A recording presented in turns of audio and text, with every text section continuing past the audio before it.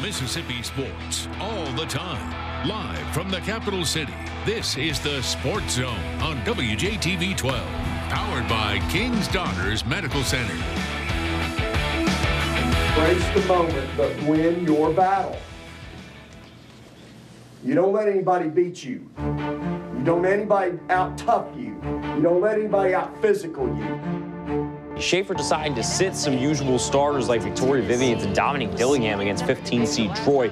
His daughter took advantage of the starting spot. She had her new career high, 21 points by the end of the third. She's on fire! Why not let the coach's kid shoot it again? Schaefer knocking it down. She led with 18 and has 39 points over these first two tournament games. I think we have 10 starters, you know. Anybody could start. I'm not so reliable on one or two kids right now.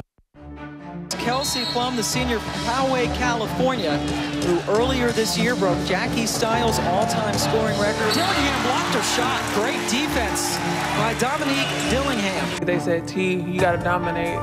And boy, McCowan, she has been a beast. She has been dominant down low, dominant on the offensive glass. Mississippi State about to go where they have never gone before, and that is to the Elite Eight. I've been making history for a while now in my career, so you just keep making history. I don't think we get the credit we deserve sometimes. We've beaten a lot of great teams already this year. We're going to try to be another great team. Kim Mulkey's team now 4 straight Elite Eights. Morgan Williams. What can you say? Words cannot really do her justice tonight. She just controlled the tempo really from the tip. When their plays broke down, that's when she broke down Baylor. 41 points for Morgan Williams. How about the Bulldogs? They're going to the Final Four. We knew we were going to change the program, but to this extent, nah. I still feel like this year is like a dream. I never got beaten by 60 points in my life, so just sitting at 6-0 all the time, it just made us be more confident and prepare for this year. Total domination for UConn. I ain't scared, but I'm not scared because I got you to fight my battle tonight. I told you, I'm going to put you in some good spots. That's my job, but you guys got to go make it happen. But I will not be scared. Foul. Poked away. Batted free. Vivians beats Samuelson. She lays it in. Mississippi State is pouring it on UConn. Down to 3, 2. Vivians. Got it! A 3. Overtime in Dallas. Sean on the drive, stumbling, lost it. It's going to roll out of play, and it's back over to Mississippi State. 5 to get off the shot. William on the drive. Pull up, pull up. Got it! She got it! She got it!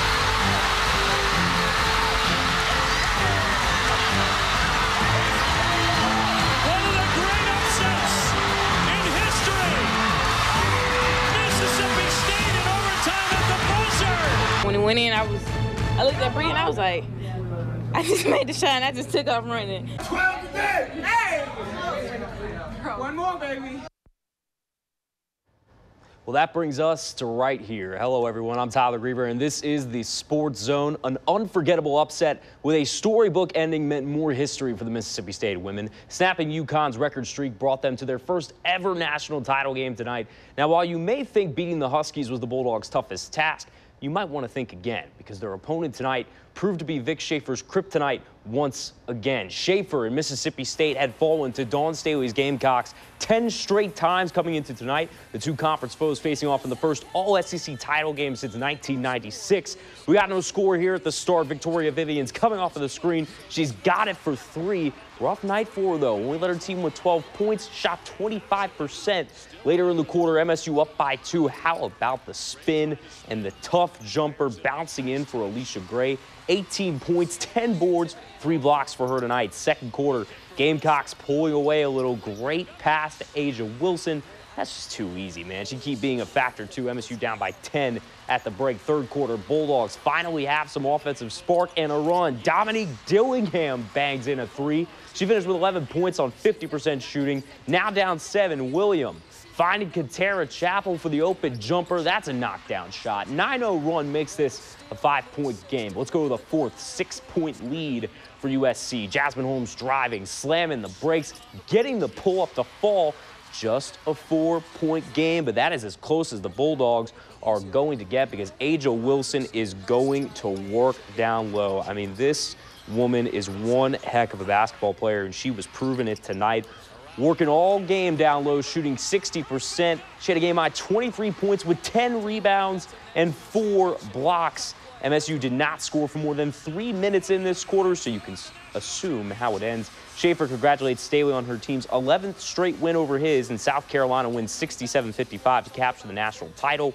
Wilson is your most outstanding player of the Final Four, deservedly so. Now, the biggest reason for this loss tonight has to be South Carolina owning the paint. Aja Davis and company out-rebounded the Bulldogs 40-27 on the night, and not only that, they outscored MSU 42-27 in the paint. And get this, 76% of the Gamecocks' attempts all came in the lane, and they were swatting around some shots too, grabbing 8 blocks on the night. Also not helping the Bulldogs' case, 2 players MSU can typically count on did not have their best nights. Victoria Vivians and Morgan Williams combined to shoot just 22% from the field, scoring a combined 20 points. Vivians herself went 4 for 16 while turning the ball over 5 times as well. Williams, who's really been a hero throughout this tournament, only made 2 shots and had just 4 assists, and she really did not even play in the 4th quarter. Well, it's certainly a disappointing end to an otherwise unforgettable season for the Bulldogs. Multiple firsts were achieved and records were broken. They probably aren't thinking about those much now, and that's where WJTV 12 Sports Director TJ Wary is going to join us from Dallas. TJ, it's weird not seeing you here next to me in the studio. What was kind of the vibe with the players in the locker room after this one? Well, hey, Tyler, you would think just the way Mississippi State played against UConn in that national semifinal that this would really be a spark plug for them to come into the game against South Carolina, a team that has beat them twice before, and like you mentioned at the top of the show, in 10 straight games coming into the national championship. Now, South Carolina was a favorite going into this game, but at the same time, it looked like they were just a better team like they'd been proving all year. And talking to the players after this contest, they didn't really say there was a UConn hangover, but at the same time, there was a general theme. Let's hear from the players. We're a little tired, but I mean, there's no excuse. I mean, all we had was 40 more minutes for the rest of the season. And I guess we just all couldn't collectively get on the same page. I mean, at this time of year, everybody's tired, but you have to find that in you to just go get it done. And I don't know what it was tonight, but we didn't have that much energy to get the job done. We didn't play like ourselves. We weren't denying. We weren't doing the things that got us to this point. Defensively, we're just out of sorts. Didn't guard the ball well, didn't rotate well, didn't block out well. Just knowing that we didn't, come and give as much hustle and much, energy that we should have, it's kind of a letdown. But all in all, I know my team, and I still love them at the end of the day, and I'm going to train for the world. We got fuel to our fire. We got some motivation going to all season. And I'm sure we earned a lot of people's respect around the country, and everyone knows who we are. So next season, we got to come back ready and play because we know we want to get back to here. We don't want to feel this feeling again. I think this is a little bit worse than UConn. We lost in the championship game. We was in the Sweet 16 last year. It felt good to be in the Sweet 16, but we lost still. But I feel like this hurt a little more. I feel like we gave it everything we had in the moments that were given to us. I mean, maybe we could have executed some things better, but at least we gave everything we had when we were out there. We could have made some better decisions, but I feel like if we could do anything over again, we would go back out and play the same game. The growth that we've had between each individual player and how far everyone's grown and come and understood, that they're capable of getting back here next year. It's really tough. Don't want to go out the way we did. We weren't playing the way we play. If you want to go out with a loss, you want to go out the way you play, but that's not what we did. And, to know that we didn't play the way we play, it'll stay with us forever probably, but, it doesn't diminish the run we did make, and I'm just really proud of this team for making it this far. We also caught up with Bulldogs head coach Vic Schaefer after the contest, and he kind of lamented those same thoughts about lack of energy and not being able to contain Aja Wilson and the other South Carolina stars. We'll hear from him a little later in the show from an obviously disappointed head coach after leading his team to unprecedented heights considering this program's history. But they're also a huge watch party out in Starkville. That's where we find Candace Coleman, who is with the Bulldogs fans this evening. We're live at the Hump here in Starkville. It's empty now, but just hours ago, fans were packing these stands to see the Lady Bulldogs pull off a victory that did not come to fruition. We've got more reaction from those fans who've been watching the Lady Bulldogs all season long coming up later in the show. Stay with us. This is the Sports Zone on WJTV 12, powered by King's Daughters Medical Center.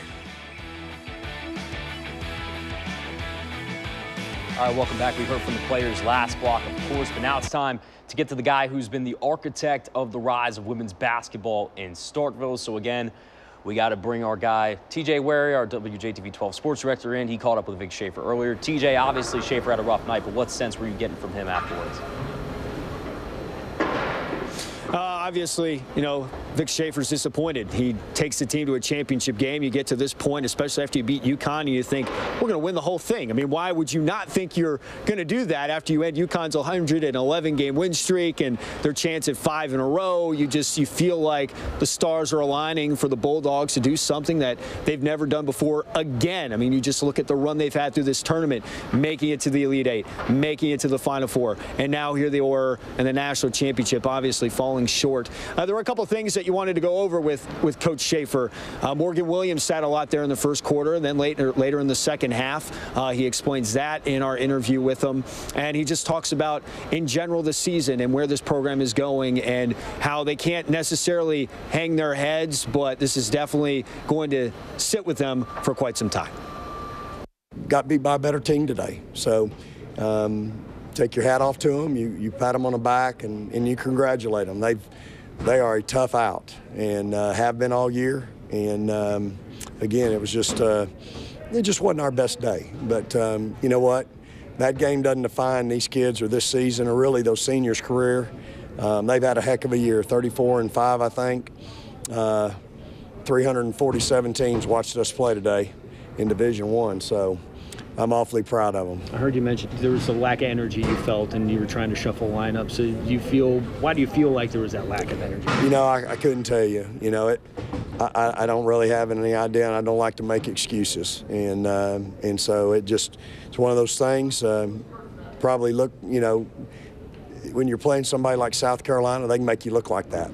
And it might not have been that we didn't have it. It just might have been they were quicker, faster, and stronger. Is that the reason Morgan was on the bench there early in the first half? Yeah, it just looked like to me she was a little winded. And, again, you know, it's hard, y'all.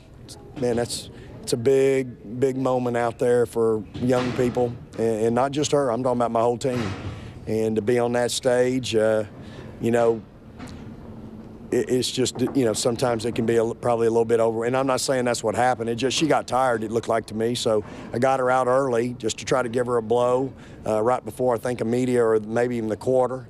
Then got her back in. And but then, you know, sometimes when you make a substitution, you just want to make it for 2 or 3 minutes, but then the person you put in is playing pretty good. When it comes to South Carolina, what is it with them that just you just weren't able to get them this year? Well, they're good. They're talented and their skill set's off the chart.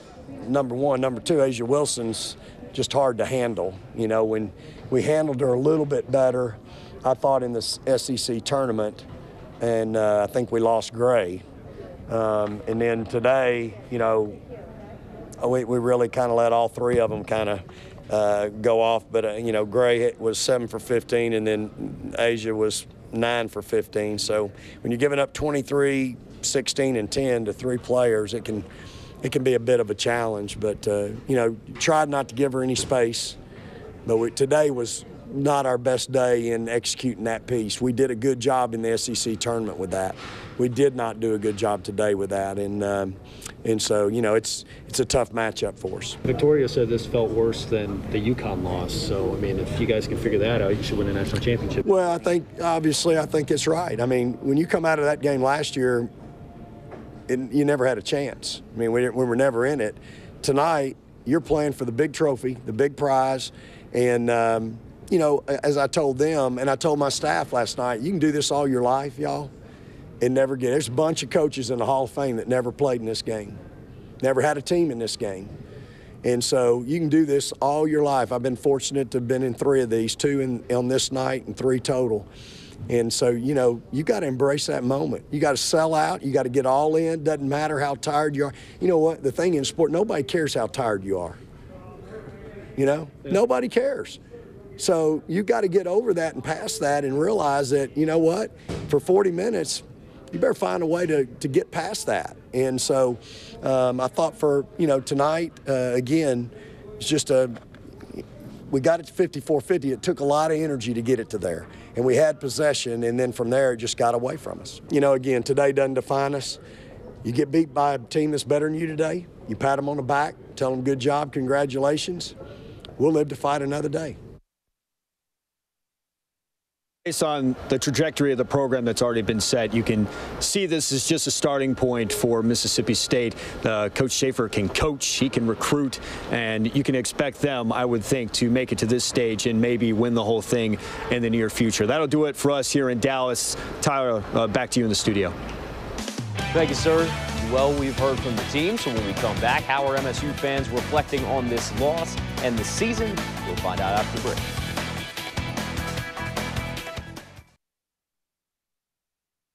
This is the Sports Zone on WJTV 12, powered by King's Daughters Medical Center. Welcome back. Not too long after arguably one of the greatest moments in Mississippi State history, a huge win against UConn. Fans might be feeling a little bit let down tonight that this season's not ending with a title, but we need to find out the facts of this, of course. So that's where we're bringing in a Sports Zone newcomer, Candace Coleman, who's live from Humphrey Coliseum. Candace, what was, you know, I'm sure a lot of sad faces at the hump tonight, but just the overall. Yeah, Tyler, even though fans cleared out of the hump here rather quickly, they say that even because the Bulldogs made it this far, it proves that they can make it all the way, and they will not stop believing in what these women can do. As it got closer to the final buzzer, it became more obvious the national title wasn't for the Lady Bulldogs. But here at home, fans weren't letting that get them too down. I hate to see them lose, but, you know, they beat UConn. They ended a bigger streak. You know, it's hard to bounce back after you put everything on the floor after something like that. I don't know. I'm just sad a little bit. But it'll be okay. Next year, I see it happening. I just wish they could have made some real important shots, you know, through the game. The hump is where the Lady Bulldogs pulled off so many wins this season, and tonight it pulled thousands of people together. That in itself is why many are still calling Sunday night a victory. This is a special group of young ladies. This is silly, but we're a family. And we're gonna go from there. We still broke records, and we got to a place where we hadn't been before. So I'm proud of them, but just wish they could have won. What would you say to the girls if you could talk to them right now and tell them something? Hang your head high. You're first team to make it to the Final Four, Mississippi State history. I mean, that's something to hold your head up about. You did your best. That's all that we can ask for. UConn's probably the best team in the nation, and we beat them on a given night. So hold your head up. You're our family. We support you. We're going to be there for you guys. Those fans left a lot of optimism here in the hump tonight. The Lady Bulldogs are staying overnight in Dallas, and they'll be back here in Starkville tomorrow afternoon. They'll be welcomed with open arms and a lot of proud faces from around here. For now, in Starkville, Candace Coleman, WJTV 12. Thank you very much, Candace. After the break, she may have had a rough night, but man, Morgan Williams still had a heck of a tournament. And to me, she is March's biggest hero. I'll explain when we come back. This is the Sports Zone on WJTV 12, powered by King's Daughters Medical Center. Welcome back. March has been sold, branded, and beaten into our heads as the month of madness. Buzzer-beating buckets, unthinkable upsets, captivating Cinderellas. For any of those things, though, you need heroes. The lasting picture for anyone watching college basketball this season didn't come from a titan of a program. It didn't even come from the men's tournament. It came from the smallest woman on the court, nicknamed Itty Bitty, and it took down the most dominant giant college basketball has ever seen. One of my favorite sports quotes came from former NFL head coach Brian Billick. Baltimore Ravens were going to Tennessee to play the Titans in the 2000-2001 playoffs. He said, when you go into the Lions' den, you don't tippy-toe in. You carry a spear and you go in screaming like a banshee. Vic Schaefer's Bulldogs have been barking, biting, and attacking. And remember, an old cliche tells us the size of the dog in the fight isn't always going to determine who walks away as the winner. So fittingly, a 5'5" guard from Alabama has been the difference for the Bulldogs. Morgan Williams has led MSU to wins over the two teams that have taken home 8 of the last 12 national titles. The first one, a towering team in Baylor, could not intimidate the Birmingham native. That's partly because the day before facing the Lady Bears, she remembered a loss that means so much more than losing an Elite 8 game. Williams lost her dad 3 years earlier. She stated in a Players Tribune article that it almost drove her to quit basketball for good. In the minds of MSU fans, in the words of Vic Schaefer, praise the Lord that she didn't, and go Dogs. Now, with her father in mind, she dropped the most points an SEC women's player has ever dropped in a tournament game, 41 points. That pushed Mississippi State to the program's first ever Final Four. And how about the Bulldogs? Led by the smallest player on the floor. The game's biggest stage had found a new star, and she hadn't even delivered all of the goods just yet. 111 straight wins, 108 of those by double digits, the second longest streak in the history of Division I athletics, and just 4 straight national championships. That's what faced Williams and the Bulldogs next. So many use the Connecticut women's dominance as an excuse to brush off women's basketball. Who cares? They're going to win anyway. Yeah, they're really good, but are they good for the sport? Everything about what happened on Friday night in Dallas was good for any sport. A program that got beaten by the largest margin in the regional round or beyond of the NCAA women's tournament by this same team a year ago was ready to play the role of David. There is no reason to be scared. Vegas had the Huskies as a 20.5-point favorite, which is a little more than generous than the aforementioned 60-point margin. Sure, Mississippi State was a 2 seed. The Bulldogs haven't been ranked outside the top 10 all season. Their improvement in depth and scoring has been noticeable all year. Still, were you really picking against the Husky Goliath? My guess is probably not, but I also guess that's why this thing is called March Madness. But the biggest lead this time around, Mississippi State. By 16, that's the most UConn had been down during its record streak. You knew an all-time dynasty wasn't going down like that, and it didn't. Remember, the size of the fight in the dog. UConn finally, for the first time tonight, has taken the lead. Williams looking for an upset for the ages, blocked by Williams. Time to get a heat, Chung! No! And this game is going overtime. As well, it should. So in the final seconds of a nail-biting overtime, it came down to the smallest player again. Williams forced a turnover. Then for 8 seconds, Bulldog heartstrings were tugged as the clock ticked down closer to April Fool's Day. And she ball faked, drove, and pulled up from the elbow to land right on top of the greatest plays in Mississippi sports history. Pull up, pull up! Got it! She got it! She got it!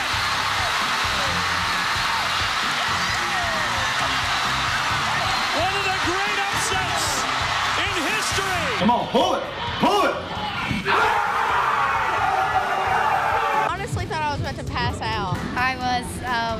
I was about to cry. I talked to a lot of people that said they cried. Did you cry? No, sir, I didn't cry. I was just happy. Yeah, I'm pretty aware this didn't happen on a football field. It wasn't another act of greatness from the fabled Mississippi gridiron names like Rice, Peyton, Favre, McNair, or so many others. It didn't even come from Mississippi State athletics' most recognizable figure, who's kind of a big deal in Dallas, too. It was just another unheralded 3-star prospect shining in Big D, taking Bulldog athletics to new heights. So I guess it's kind of familiar after all. When it went in, I looked at Bree and I was like, I just made the shot and I just took off running. Next thing I know, they all on me and I can't be still right now. So I just ran over the court and jumped on Coach Jackson. I was just like, we did it. And buzz went off, I was like, we just beat Connecticut. Look, we all knew Schaefer's program was ready to be considered one of women's hoops elites after beating Baylor. But that shot going through against UConn was the breakthrough statement that said, hey, being here is cool. Thanks for noticing, but we're still better than you think. Technically, Christian Laettner's famous shot didn't win a title. Neither did Williams. But they are the moments you remember as stamps of tournament runs. And when March Madness comes up in the future, Morgan Williams' moment might make you rethink your top heroes just an itty-bitty bit. Tough night for tonight, but still an impressive tournament overall. After the break, the Bulldog baseball team had quite the weekend. We're going to take you into Ole Miss, Mississippi State at Swayze right after the break. This is the Sports Zone on WJTV 12, powered by King's Daughters Medical Center. Welcome back. Coming into their first series of the season, Ole Miss and Mississippi State seem to be trending in opposite directions. The Rebels had lost 3 of their last 5, while the Bulldogs had won 4 straight. And I'm not going to spoil things for you, but things definitely didn't really change at Swayze Field this weekend. The Bulldogs trying to win their 7th straight game and get a sweep at Swayze. Jake Manga back on the mound for State, and the prep alum was sharp. He threw 5 innings, got 3 strikeouts, and retired 10 straight batters at one point. However, this was not going to be one of them. Kobe Bortles getting the best of him here, bringing in the first run of the game to give the Rebels a 1-0 lead. But man, how good has Brent Rooker been this year? I mean, this dude continues to rake. This is an RBI double to tie things up. He leads the SEC in batting average and RBIs. Later, how about some leather? Brant Blaylock laying it all out there, coming up with the snag. Alert the Web Gem crew, please. Bulldogs clinging to a 2-1 lead late, and they'd have to hold on a little tighter in the 9th. Bortles comes up with another single, so that's going to put 2 runners on for Ole Miss in the last inning. The bases would end up being loaded, but y'all forgot about the leather again, man. Come on. This is a rope coming to first, and guess who's there again? Yeah, Rooker. I mean, the guy might be the best player in the Southeastern Conference right now. Look at that catch, the tag. Game over. MSU gets his first sweep of the Rebels in Oxford since 2003, winning 2-1. All right, we're going to wrap things up here right after the break, so stay with us.